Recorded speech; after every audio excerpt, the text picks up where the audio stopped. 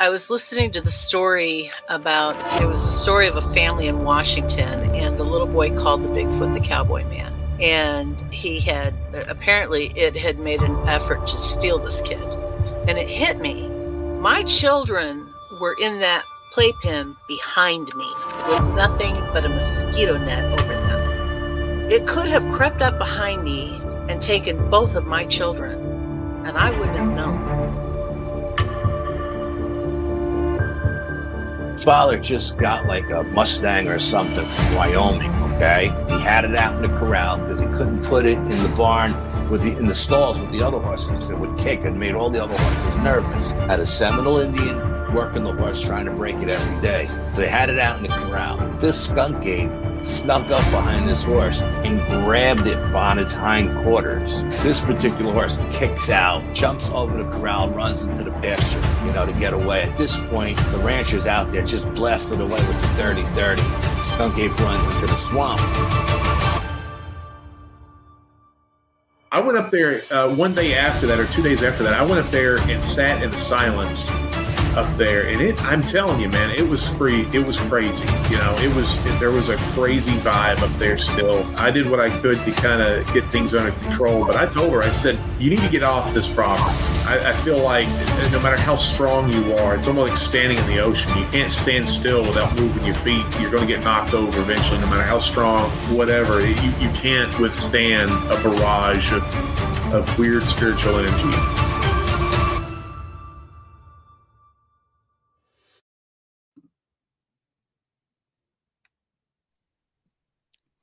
What's up, everybody?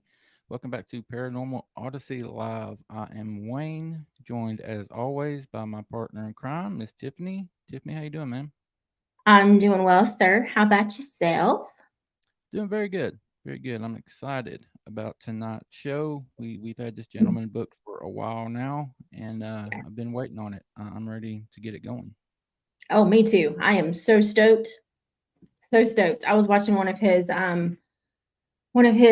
YouTube video interviews that he had done, and I'm just like, I have all these questions coming to my head, so I'm trying to get from the bedroom to the office before I forget, so I can write them down.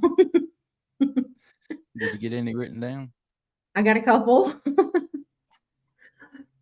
So unprofessional. I know. Oh my God, so unprofessional. All right, who we got in here tonight? Rustle, what's up, buddy? Freaky Geek, how are you doing this evening? Prospecting USA, hunting America's treasure. That is the most unique name, coolest name out there. And I've been seeing they've been commenting a lot on our stuff lately. So I appreciate you. Yeah, his actual name is Wendell. Wendell. Mm-hmm. Very glad to have you, Wendell. My buddy T-Roy, our buddy T-Roy, got to hang out with Troy Saturday night on our members only. That was a good time. Yeah, that was fun. Yeah, if you guys have not taken advantage of that yet, you still have time to get in on the giveaway. We will talk about that here in a minute, but before we do, let's get all of this good stuff out of the way. If you are new to the channel tonight and you have not done so, please hit that subscribe button. We would greatly appreciate that. Not only hit it for yourself, but share it. Share the show. Tell your family, your friends, and all that good stuff. Help us to continue to head in the right direction.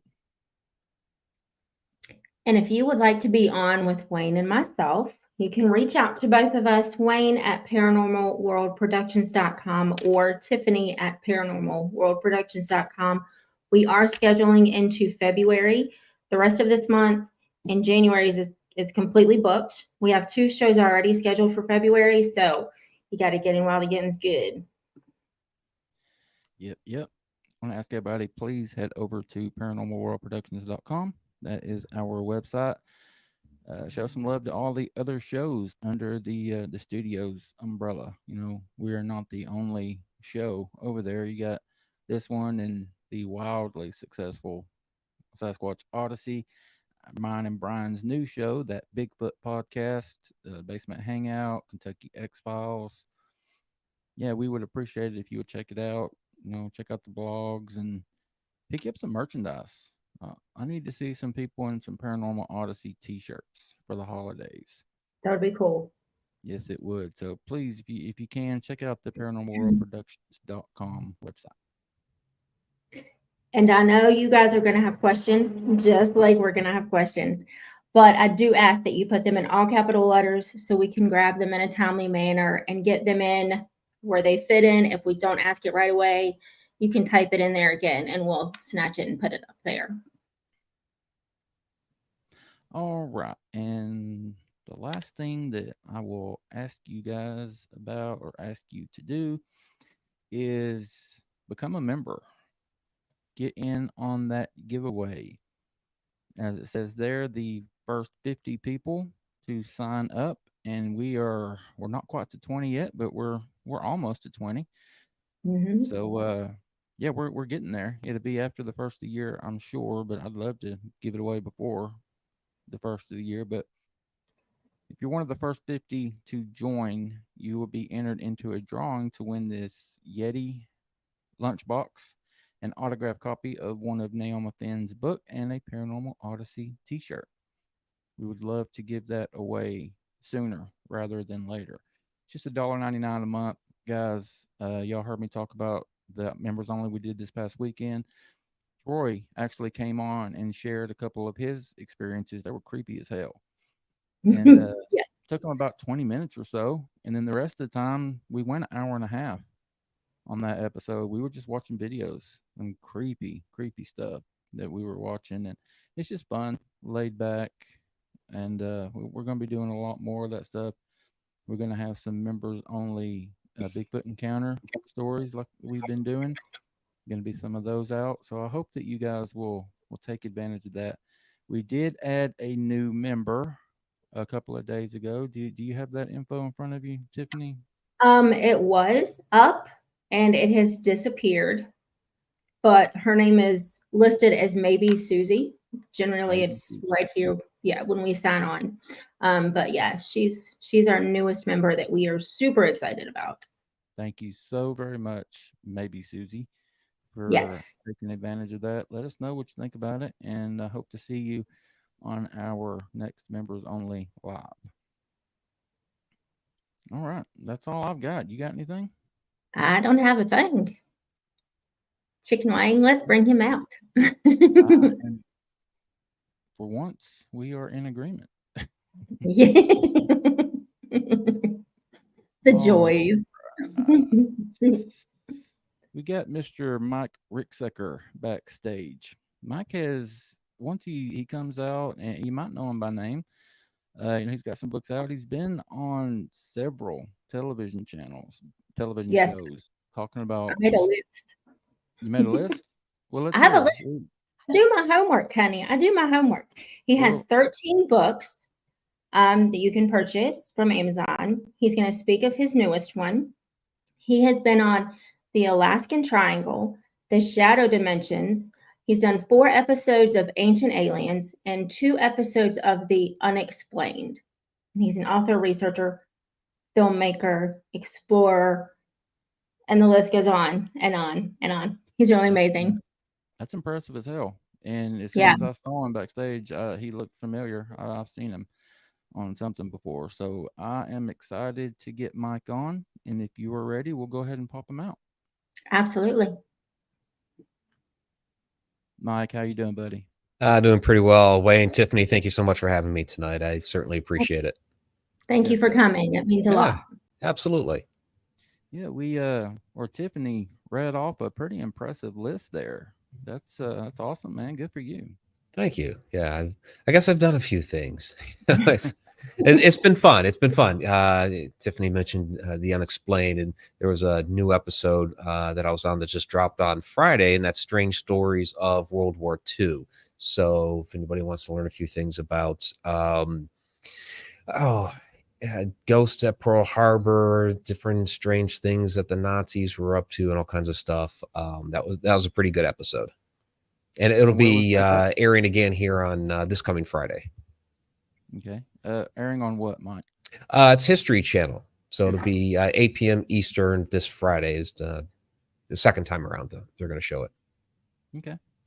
All right, Mike, let's, if you don't mind, buddy, just start at the beginning. Let us all know how you got your start. If you have any, there's any special qualifications, any degrees or anything that you possess, just how you got your start in the industry of the weird. Yeah, well, my degree, it doesn't necessarily pertain to anything with paranormal, supernatural, time travel, science. It is a computer science degree. It's in simulation programming. It is helpful though when it comes to when I start talking about simulation theory, which I do in a couple of the books. So loosely related, but not really. um, but yeah, I got my start because I'm an experiencer. It goes all the way back to when I was a child, and when I was about 8 years old, woke up in the middle of the night to what we would call a shadow person. I've since learned what exactly that being was, but that was my first significant experience in a house that I would never say was haunted. It was a one-off experience. We'd lived there for 10 years, and this was really the only significant thing that ever happened there. Had more experiences to a house or in a house that we moved into after that with other shadow beings. They were very, very different than the one there at that first house. And my first little paranormal investigation, I was 14, almost 15 years old. This was back in 1989. So we had no idea about paranormal investigations, ghost hunting, anything like that. If you watched a few episodes of In Search of, you might have gotten a glimpse of like some Hansels or somebody like that in there. But it wasn't a thing like it is today with all the ghost hunting shows. But yeah, my friend David and I were at our friend Lori's house, and we're just in the living room, shooting the breeze, talking about teen drama, that sort of stuff. And all of a sudden, Lori says, "I think my house is haunted." David and I are like, "Oh wow, cool! This will be a neat story." So she proceeds to tell us like some of the different things that are going on around the house. It was an older historic home in the downtown of the small town that we lived in. There's a old family cemetery in the backyard, that sort of thing. Her main concern was her bedroom. That every time that she would hang up something on one of the walls, it would always fall down. We're talking like posters, things like that. We're teenagers. She tacked something up, it'd be like an hour, a day, a week later, whatever, it would fall down. So she believed that her wall was haunted. So, okay, go upstairs. We're going to investigate. Not having any idea this was, quote unquote, technically a paranormal investigation. No equipment or anything. It's just us. But I always say that your, best piece of equipment is your body anyways. And that really held true. Because when we got into her bedroom, we're taking a look at her room, taking a look at the wall. Lori continues to tell us some more stories. And David, I didn't know this about him at the time, a very, very sensitive guy. And he put his hand flat on the wall like that. And all of a sudden, he turned this bright, bright red, started sweating profusely. I'm looking at David like, oh my God, I'd never seen anything like this before. What's going on with my friend?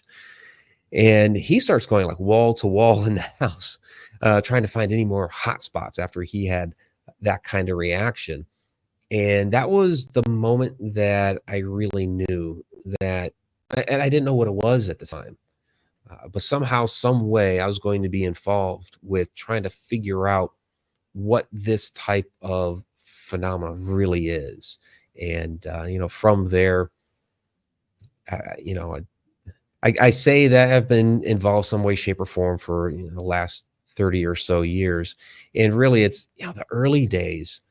I mean, especially coming from a small town, there wasn't a lot of information to get your hands on, right? So when internet came around, World Wide Web, technically the internet's been around since the 60s, but when we got the World Wide Web in the mid 90s, that's where I started with connecting with people, getting involved in different forums, Yahoo groups, if you remember that, just talking with people, picking their brains, and just kind of doing some real behind the scenes research.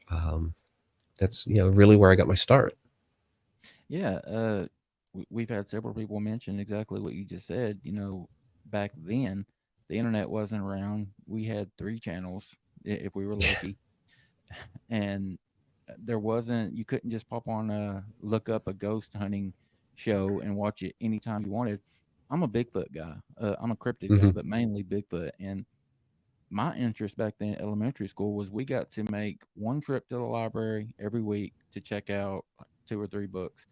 Anytime I could find anything on Bigfoot, that's what I was checking out. Or Yeah. Chupacabra, Loch Ness Monster, stuff, stuff like that.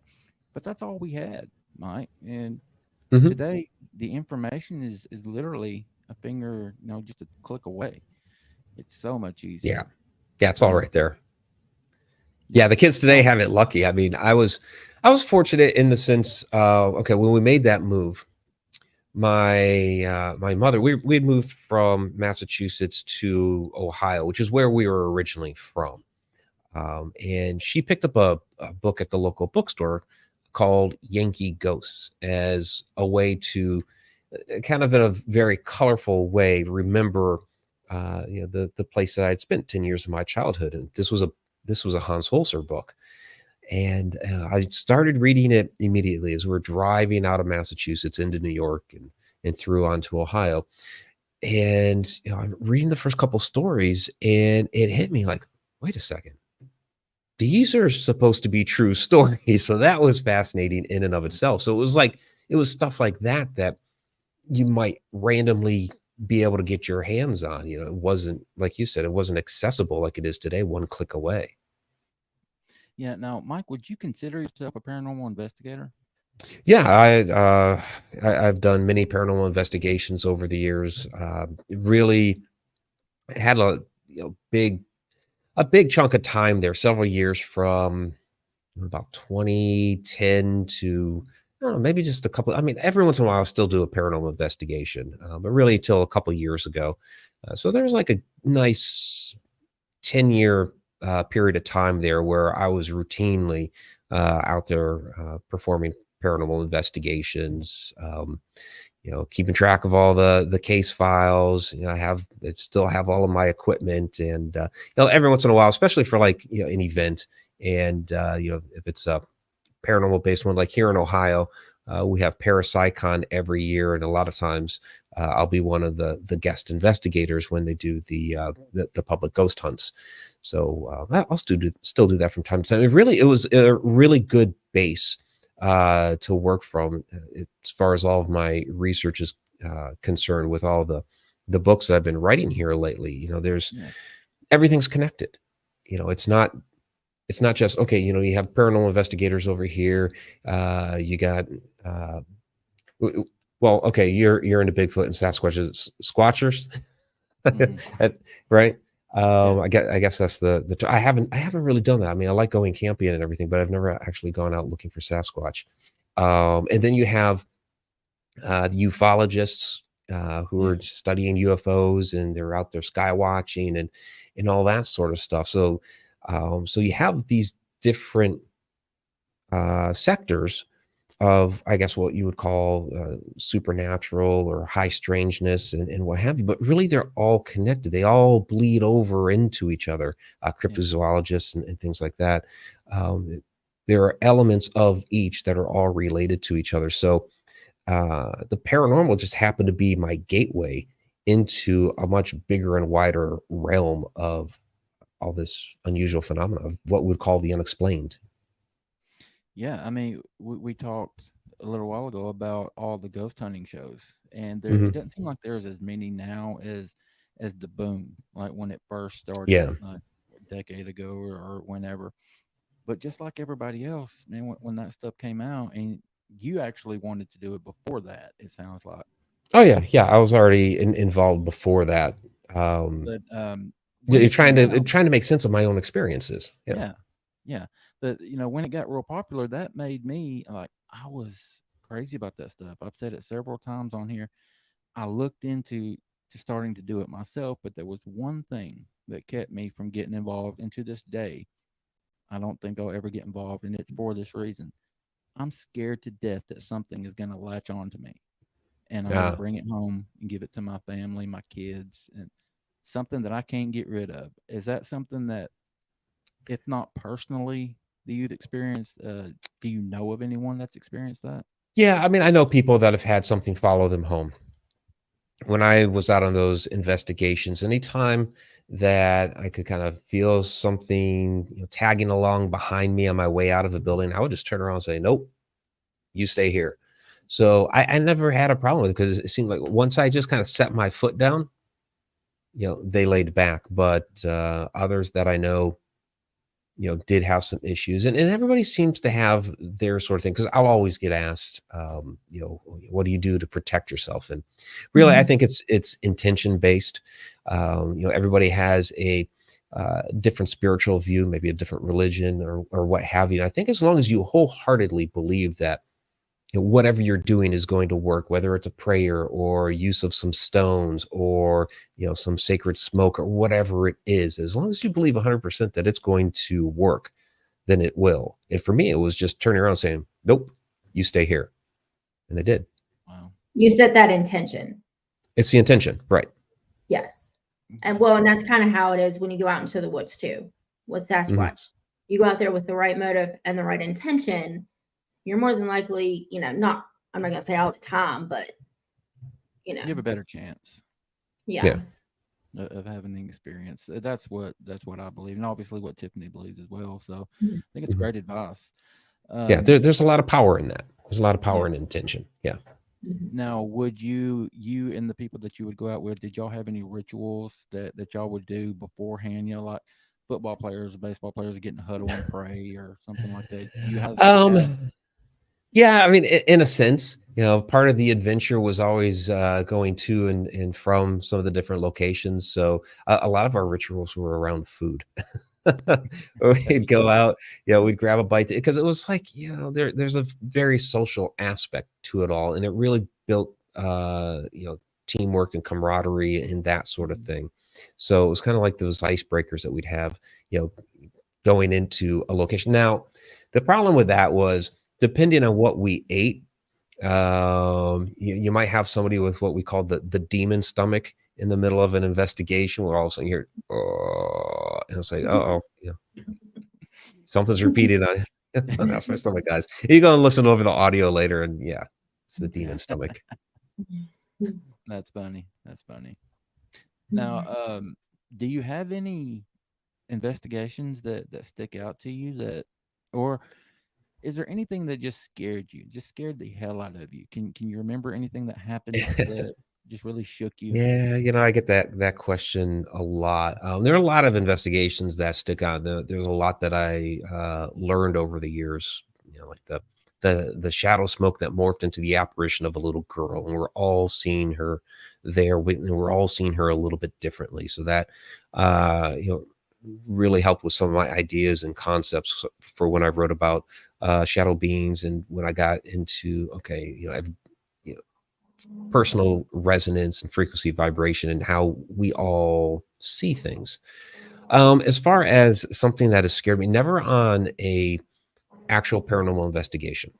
Of course, my first incident that I had when I was a child scared me to death because I was just 8. The ones that I had when I was a teenager, I mean, that was more of like we got playful with the thing because he would never like fully come into the room. He just like peek in the doorway. So we started calling him Tom, like peeping Tom. And, hi, Tom. And he'd run off. But the one that kind of really creeped me out was just outside Salisbury, Maryland. And I had a friend who basically I was down there to talk her off a ledge, essentially. But she had gone to her old childhood home, which was an abandoned house at the time, and had driven her SUV into the backyard and was just kind of sitting back there.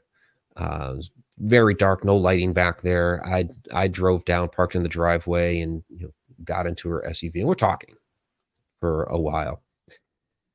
And all of a sudden, I notice in the side mirror that back in the wood, there's these little shadow beings that are starting to gather around the trunks of the trees. And I'm taking a peek, there's some more, taking a peek, there's some more. And she was involved with the paranormal a little bit too. So she kind of notices that I'm keep peeking into the side mirror, and she's like, you're noticing something, aren't you? Like, oh yeah. And I told her what I had been seeing with these short shadow people that were gathering by the woods. But we continued talking because they were just hanging out back there. But all of a sudden, I saw one creep up toward the back of the SUV. And I'm like, we should get going. This is not what we're down here for. We're not prepared for whatever they might be doing back there. Let's go ahead and get out of here. So she agreed. I get out of her car, and I'm kind of looking around. All these shadows that are over there by the trees. I can't find the one that had crept around the back of her car. And I'm like, okay, cool. Let me just go back to my car and get in. And as I'm walking back toward her to my car, I'm still looking at the woods to make sure nobody's following me. But up in the treetops was the most bizarre thing. It was like this white, silky thing that was just slinking through the trees. I likened it to like a living spider web because it was just white and slinking through the trees, and just it looked kind of stringy or whatever. It was bizarre. So I was like, okay, let me get in the car and go. So, Wow. and we left and we met up somewhere else. So yeah, that was a pretty crazy one. Oh my God, I can't imagine. That's creepy as hell. Yeah. Not a fan of shadow people. Yeah, it What depends about- on the shadow. A lot of them get, I'll say this, a lot of them get a bad rap. Most of them are just watchers and observers. There are ones that are nefarious in nature. There are some that are actually benevolent. They'll actually do things to help people. But yeah, most are of the watching, observing kind. A lot of them are what we'd call like an interdimensional being. Some are actually even extraterrestrials. Some of them are even a type of time travel event, like a time slip sort of an event. So there's a lot of different things that they can be. And it comes down to understanding what exactly this particular one is. Because they're just showing up as a shadow to us because our eyes only see into a very, very narrow band of the spectrum. And so it's just the way our eyes are perceiving that entity or that lack of light, or the way the energy is vibrating within our dimension. And that's just the way it appears to us. So it takes more of an understanding of this particular shadow to try to determine what it is you're actually dealing with. That's interesting, but I do know that I had heard that somewhere, and actually it was today, that the shadow people, or some type of shadow people, are actually extraterrestrials. Mhm. It was a very interesting conversation. So it's funny that you brought that up. Yeah, there's a couple different ways in which that's possible.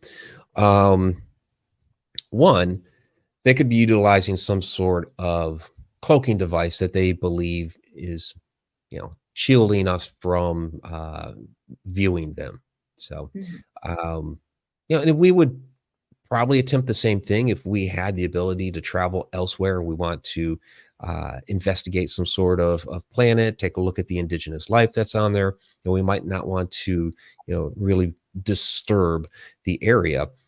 So you might utilize some sort of cloaking device. And again, if they don't fully understand the physiology of how our eyes work, they may come off in a variety of different ways to us.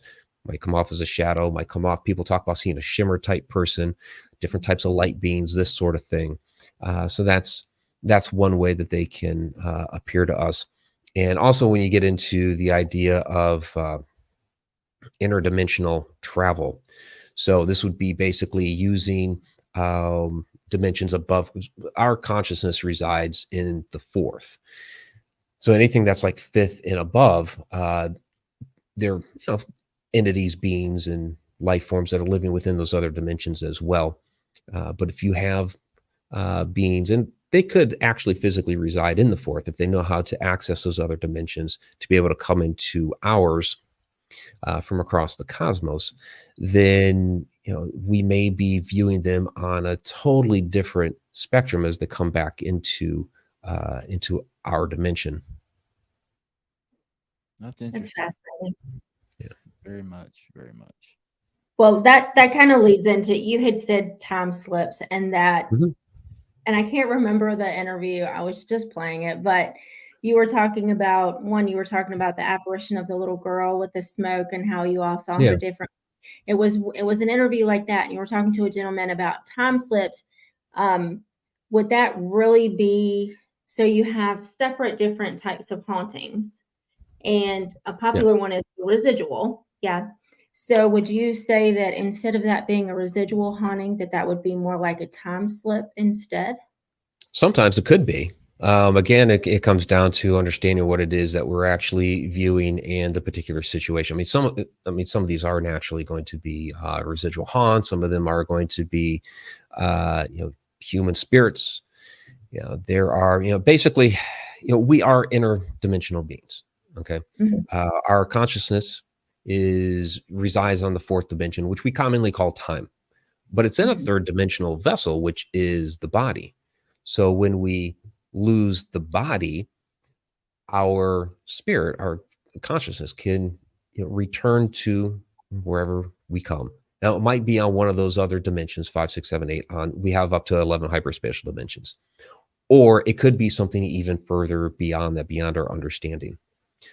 But there are times where the human spirit, that consciousness, remains here on the fourth dimension, but it no longer has a third dimensional vessel. So Right. sometimes it's a human spirit. Some of these, when it comes to the idea of a time slip, and I have to explain stacked time theory first. So, and to explain that, I have to explain time a little bit here first too. So time is a human construct. It doesn't really exist. It is something that we have developed to explain our reality. We use it to keep track of the seasons, when to plant the crops, when to show up at the bus stop at the right moment, when to show up at work at the right moment so our supervisors don't get upset with us. It's something that we have created. It really is like accounting and record keeping. But time itself doesn't really exist. We're stuck in what we call this flow, like the river of time, which is a nice analogy for it. So if we take that analogy, time as the river. Well, time in this analogy is the water, but it's not the water itself that's making it flow. Time is not what is making itself flow. It's the banks of the river that's holding it in. Now, we don't know exactly what those banks are, some sort of rule set to our physical universe here that is keeping those banks to make the water flow. If you were to remove the banks of the river, then all the water, all the time would spill out into like a great big uh, lake, and it would be stagnant and just all ever present. So another way to look at this, that's the river of time analogy. Another way to look at it is take a small town that you're driving through. Maybe you're driving through 35 miles an hour. It's a couple miles long. You get a few houses there, a little store, maybe a gas station, church, those sorts of things. Maybe it takes you like 5 or 10 minutes to drive through this town. So you have a time relationship with it. Now, if you were instead flying over it, you would see the entire town all at once. You would see the houses, the gas station, the store, the church. All of it would be right there all at once. And what you once had a time relationship with, you now have a relationship with it in space. And so this is really a nice visual of what time is. Time is all ever present. It's all there. We just don't perceive it because we are stuck within this fourth dimension with these rules. But the other dimensions beyond 5, 6, 7, 8, and so forth, they are all able to see time as a physical object. Whatever dimension that you are in, you are able to perceive everything else below it. So like us being in the fourth dimension, we can observe three-dimensional objects. That's the third dimension. Second dimension is just a flat plane. First dimension is a line. And the controversial one is zero dimension, which is a point.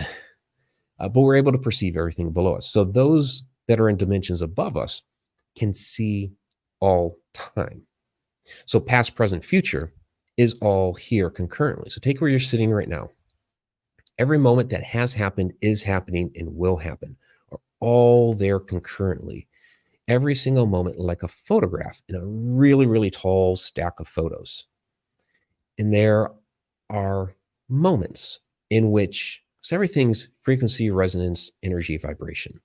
There are moments in which two of those photos in that stack will resonate at the same frequency, and we'll get a glimpse of another. We may be looking into the past. We could even be looking into the future. And those on the other side see us as, they might see us as a ghost or an apparition or shadow or what have you. And there are many accounts of these sorts of things actually happening. That makes a lot of sense. It really does. Wow. It really does. Very cool. Yeah, I can give a couple examples. Your viewers are probably familiar with what's known as the Conjuring House in Harrisville, Rhode Island. And I'm very good friends with the Perrin family, especially Andrea. She's like a big sister of mine from another life. And the hauntings that occurred there, lasted the entire 10 years that they lived in that house. It was nothing like the first Conjuring movie at all.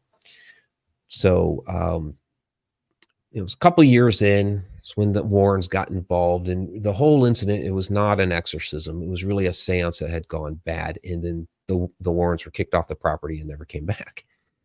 A couple of weeks after this seance, and during the seance, Carolyn had basically been thrown from the chair she was sitting on in the dining room to the parlor. It was a couple of weeks later. Everybody in the house was asleep except for Andrea. She's sitting in the parlor doing some homework. And all of a sudden, Carolyn wakes up and she asks Andrea, well, could you heat up some of that stew and put on a short pot of coffee for me? And Andrea goes ahead and takes care of it. And Carolyn sits down in the parlor. All of a sudden, as she's looking off into the dining room area, all of a sudden morphing into existence is this family that looks like they're out of the 1700s. There's a woman cooking over the hearth, which at that point in time in the 1970s, that fireplace had been boarded up, and it had been for like 100 years. But there she is, cooking over it, raging fire. A couple of kids running around. There's two gentlemen sitting at a table. They're holding pewter steins, and they turn and they look right at Carolyn. And the one kind of nudges the other and says, hey, would you look at that? As if Carolyn was the ghost. So this was a moment in which she was looking into the past while they were looking into the future. And that's what we call time slip. So many other people would look at that. They might think it's a haunting or some sort of residual energy. It's like, no, these are two moments in time that are getting a glimpse of each other. Just briefly, but yeah. So if I'm hearing you right, some of the things that we see or think that we see when we're looking at a ghost might not be a ghost. It might be a time slip. We might be seeing it might be that happened years ago. Or is it possible that we're seeing something that is yet to happen? And that's true too. It could be something that is yet to happen.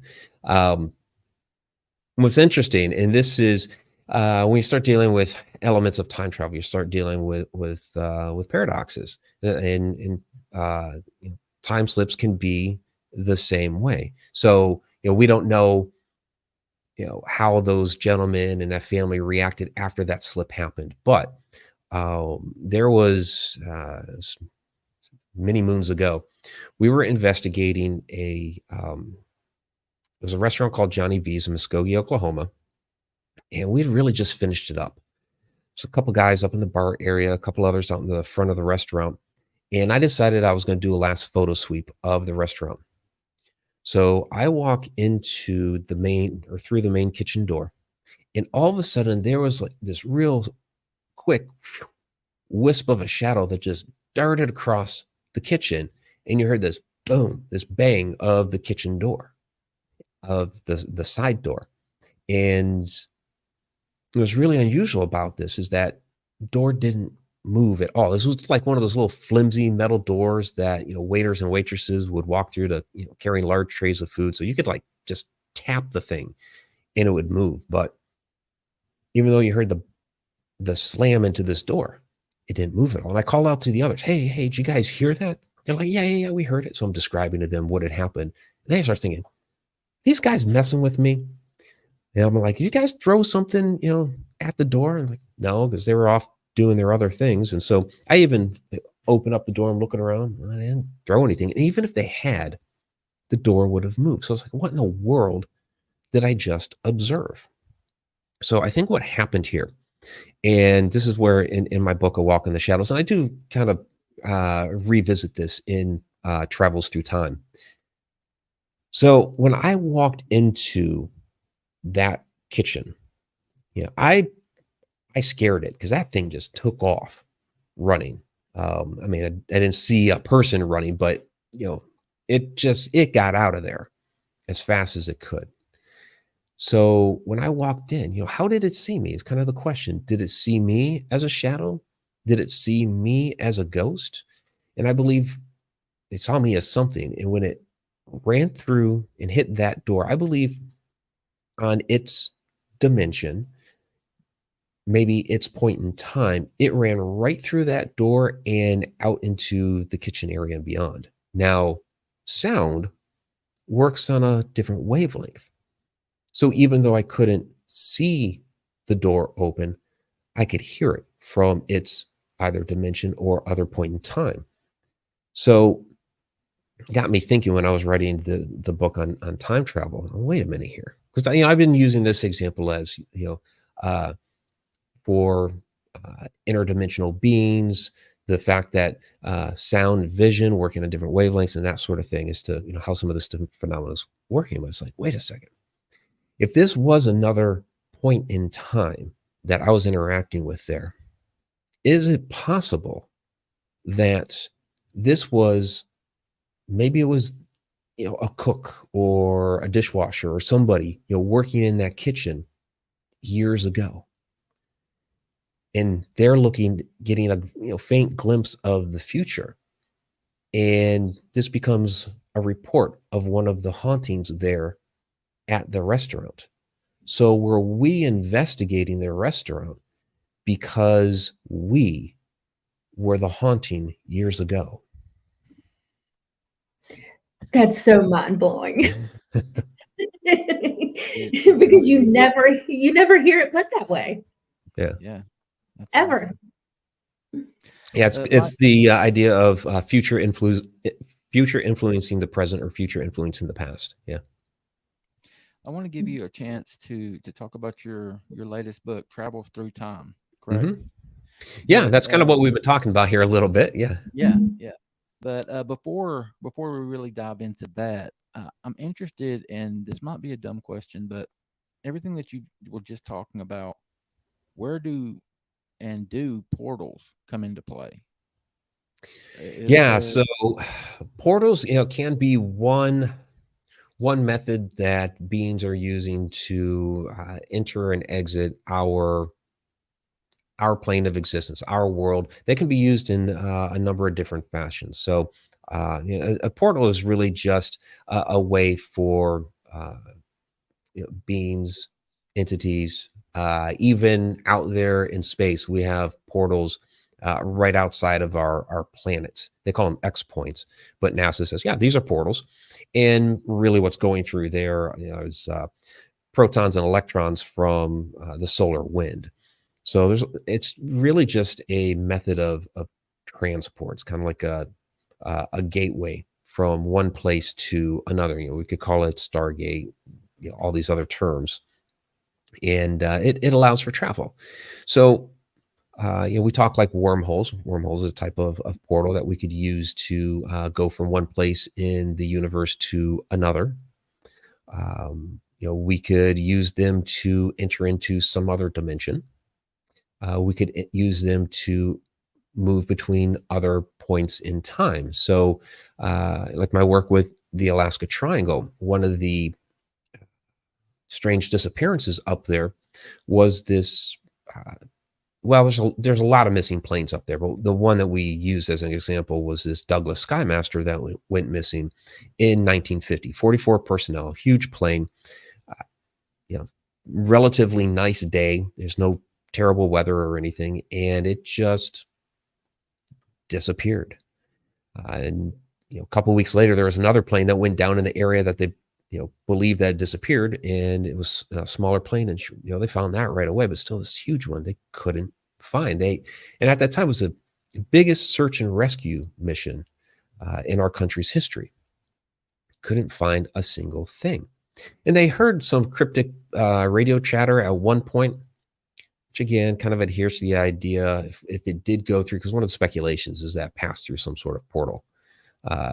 Did that, again, hearing sound at a different wavelength, did that come back through the portal? Maybe. Again, it's a bit speculative.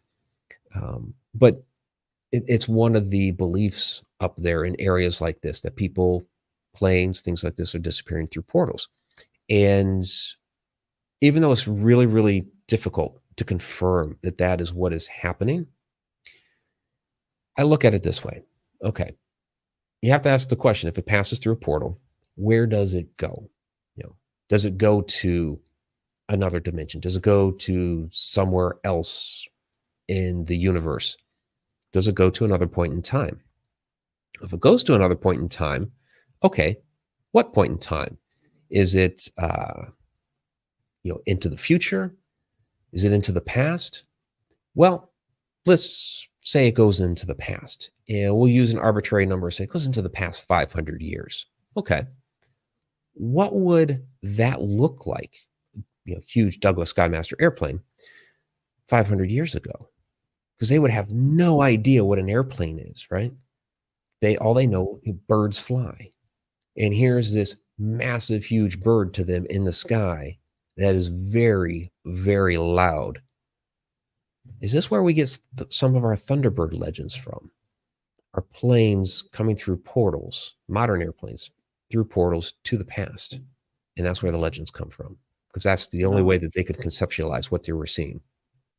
And I wonder if some of our modern UFO sightings are actually our future, like a future flying craft, that a time slip where we're actually seeing into the future. Yeah, that's an idea that people have been tossing out there lately, and some people have been saying that UFOs are not extraterrestrials at all; they're just us from the future. And I always want to slam on the brakes when somebody says, "This is all it is." No, it's not all it is. Again, you have to take into context the specific incident. Some of them, I believe so. It's kind of like I was saying with shadow people earlier. Some of them are going to be human spirits that can't fully manifest as an apparition. Some of them are going to be extraterrestrials. Some are going to be interdimensional beings. Some are going to be time slips. Some may even be astral projections. There's a lot of different possibilities of what they can be. Same thing with UFOs. I do believe some are physical craft that have come from somewhere else in the cosmos, physical beings. There are all kinds of stories that have come forth about, crash sites and things. I mean, that goes all the way back to Roswell, and even, before that.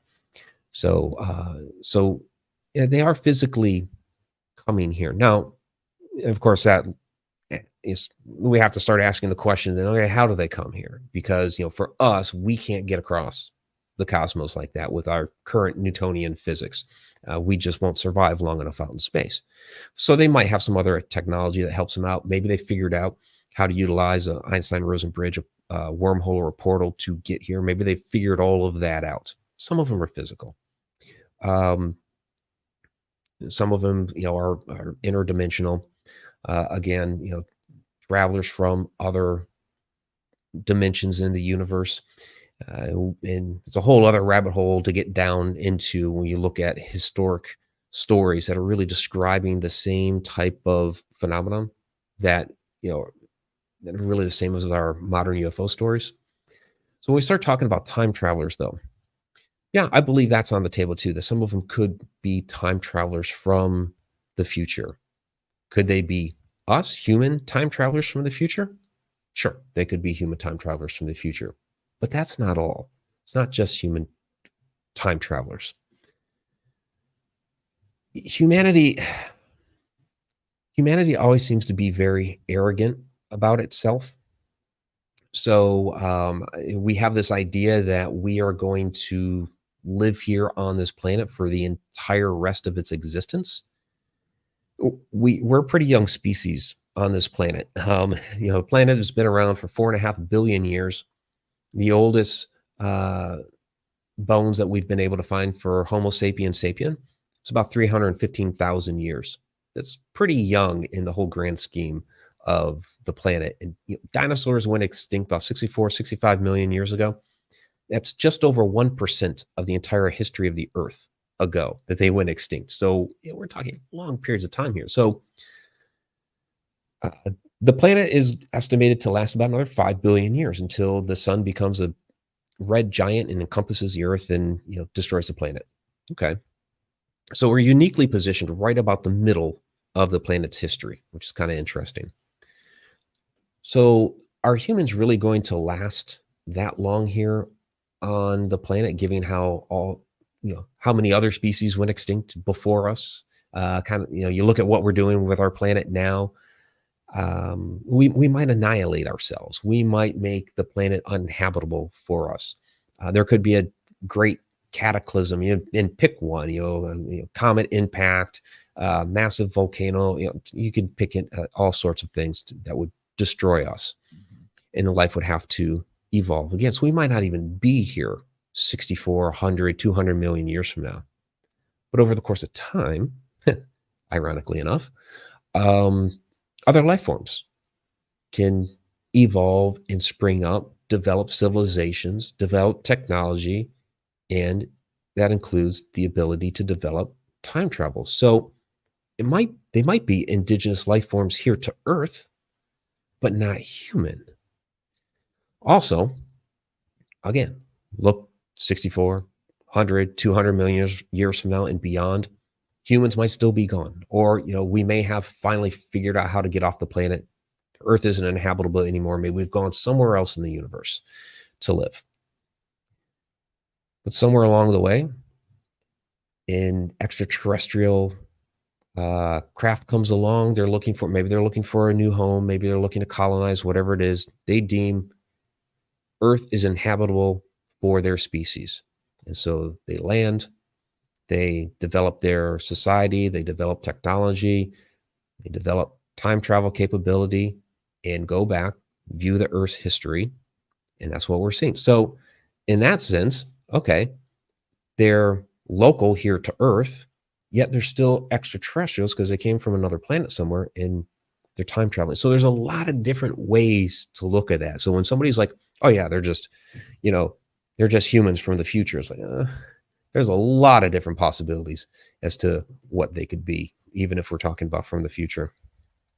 It's all so fascinating. It's stuff I haven't even thought of. It's amazing. Really cool. Mike, talk for a second. We're running out of time, unfortunately. Talk a little bit about Travel Through Time. I know you've been talking a little bit about it, but just talk about the book itself. Yeah, absolutely. Yeah, everything that we've been talking about here for about the last half hour, you can find all that stuff within Travels Through Time. And basically what Travels Through Time does is it really breaks down what time and time travel is. And I do so at a number of different levels. So what I tell people about the book is, there's a lot of science in here without being too sciencey. There's a lot of metaphysics in it without being too metaphysical. And there's a lot of philosophy mixed in there as well to kind of, bring it all together. So, we talk about extraterrestrials and UFOs, and talk about shadow beings like we've been doing. Talk about dreams and premonitions. Are we time traveling in that regard? The Mandela effect. How does that come into play? Are time travelers coming back and changing something in the past to create these different situations? And I'm not necessarily on board of somebody came back to change how Fruit Loops was spelled. I mean, that's really trivial. But a time traveler could come back, inadvertently make one little change along the way, and just the cascading effect, we call the butterfly effect, inadvertently changes something way down the road that maybe there's some branding or a misspelling, or something changes in a movie, or what have you. These different things end up occurring. So get into paradoxes, look at ancient cultures and what the ancients taught us about how time works and how they viewed time travel. So there's a lot of things in there. Yeah, very cool. I've always wondered about time travel. You know, you brought up something trivial or not silly about going back and changing the name of Fruit Loops. What would stop somebody from going ahead a week and getting the Powerball numbers? The Powerball is over 500 million right now. You could get those numbers for next week. Come back today and play them. Right, right, right. Well, here's the thing: is I believe you could. The problem is our current society really doesn't know how to purposefully time travel. It's not going to be. I don't believe it's going to be a machine. It's not going to be a DeLorean and a flux capacitor. Yeah, or even like right now, our current theoretical physics, gives us two options, and one of the options is they say we could build a machine, but we would have to harness, all the power of the sun and put it into this machine to be able to do that, which would simultaneously destroy our planet. Okay, so that's not feasible. The other option they give us is, well, if we went out to a black hole and space and time bends around the black hole and you slingshot yourself around, because time works differently there, you'd come back and all these things would be different. Problem with that is, for one, you'd have to make sure you don't slip past the event horizon into the black hole from which you'd never come back. And two, even if you got close to the black hole to be able to do that, the gravity is still so strong that you would go through a process of what they call spaghettification. So basically, the gravity would stretch out you and your craft like a long string of spaghetti, which of course would kill you. So that's not feasible either. So, so yeah, it's not going to be a craft like that. Now, in our examples that we've been giving here, the one common denominator has been the person, ourselves. And that's what I believe time travel is going to have more to do with. Going to have more to do with the consciousness and being able to will ourselves to these other points in times. So, we're talking, okay, we're experiencing a time slip, that sort of thing. How do we control that? And that's the trick. How do we control where we go and how long we stay there for? Because these things have been really kind of accidental. Well, I mentioned before that, everything's frequency, resonance, energy, vibration, that sort of thing. Two moments resonate at the same frequency, just, the right moment, and it happens. Well, so there's a number of mitigating factors. Okay, two of those moments have to be resonating at the same frequency. How do you make that happen? And also, you have to be resonating within the same frequency as well. So you have to get three things going at the same time. And again, right now it's really been accidental, but I believe, and even when we dream, it's almost like an accidental thing. We end up slipping to another moment in time, getting to see it. If it happens to be a premonitory dream, where we see the future. So I believe that's where meditation is going to come into play. To put that intention out there, to be able to meditate and be able to move your consciousness to these other moments and be able to live within those moments for a moment, maybe for longer durations of time. So if you really wanted to get to those Powerball numbers, it's going to take some practice and some concentration into getting to that moment, having to, I guess, what would you do in that case? Maybe jump on the internet or something like that and check out what the numbers are. Yeah. So, so I believe we can be time travelers, but it's going to take a lot of patience, a lot of practice, and getting those circumstances just right. You think somebody will get there one day? I do. And, we can look at some people might scoff at it. We look at our pop culture, our science fiction, and they have put a lot of different ideas in place. The idea of willing your consciousness back into another moment or forward to another moment is not brand new. They did that somewhere in time.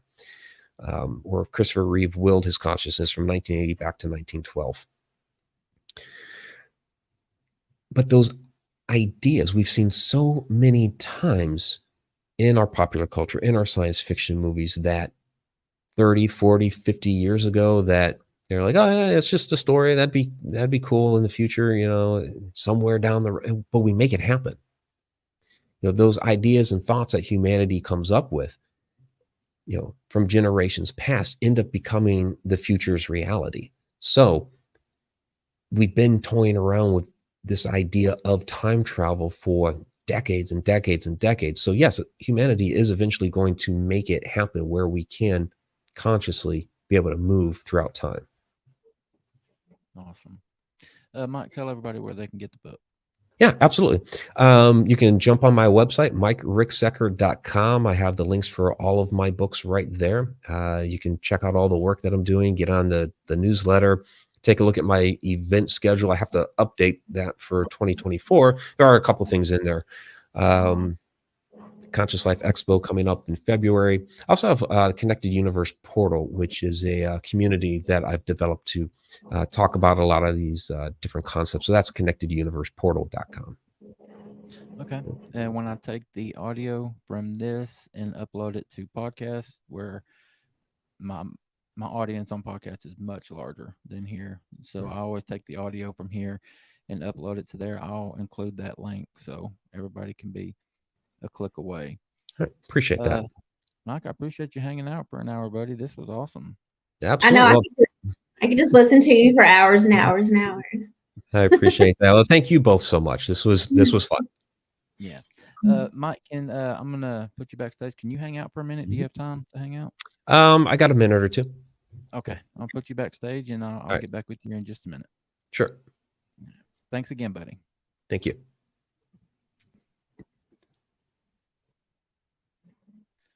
All right. How good was that, guys? Oh my gosh, that was so good. I knew it would be. Yeah, it's a really, really good show. Yeah. All right. Mike's only got a couple of minutes, so let's go ahead and say our goodbyes and all that good stuff. Good night, everybody. Thanks for coming. Yeah, thanks so much, guys, for hanging out, for being respectful of our guest, and all that good stuff. Thank you so very much for all that you do, all the continued support. You guys, take care of yourselves, take care of each other, and I'll see you next time.